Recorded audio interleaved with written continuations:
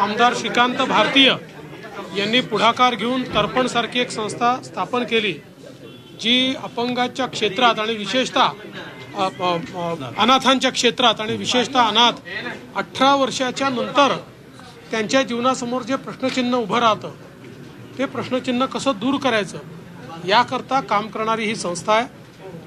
खरं म्हणजे यांच्या सगळ्यांच्या पाठपुराव्यामुळे अपंगांना 1%, अनाथांना 1% आरक्षण हे आपण त्या ठिकाणी देऊ शकलेलो आहे।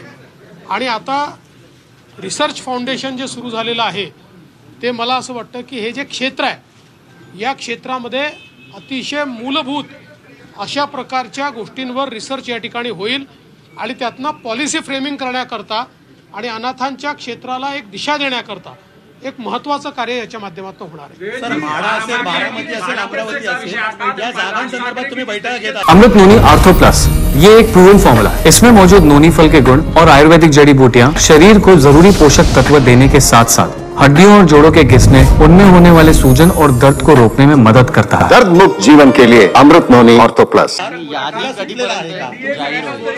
म्हाडा, बारामती किंवा बारामतीमध्ये असेल, तुम्ही सातत्याने बैठक कोण काय बोलताय काही लक्षात येत नाही। एकाने जर विचारलं तर मी सांगतो। यादीबद्दल विचारतात आहे, यादी कधीपर्यंत येईल आणि म्हाडा बारामतीचा जो विषय आहे तो मार्गी लागलेला आहे का? कालही बैठक होत्या, आजही बैठक आहे। असं आहे की म्हाडा असेल किंवा बारामती असेल, सगळ्यांचं लक्ष एक आहे, महायुतीला मजबूत करणं, मोदीजींना प्रधानमंत्री बनवणं।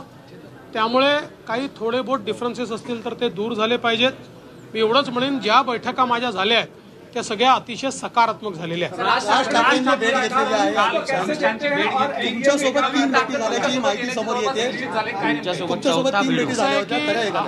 अमित शाह साहेबांची त्यांची भेट झालेली आहे आणि मला असं वाटतं की आत्ता प्रीमॅच्युअर बोलण्यापेक्षा 1-2 दिवस वाट पहा, म्हणजे तुम्हाला नीट सगळ्या गोष्टी आम्ही सविस्तर सांगू।